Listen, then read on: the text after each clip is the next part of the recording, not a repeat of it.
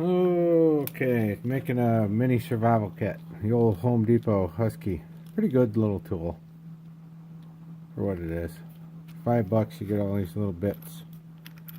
Although you could fit a lot more in here. But they got all that plastic webbing and so we're gonna go ahead and remove that. Make our own.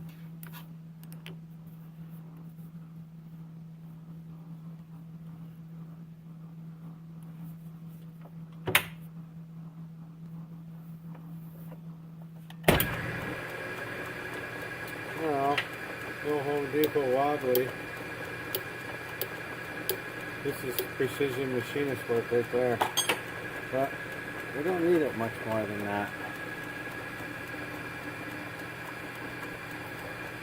To be honest with you.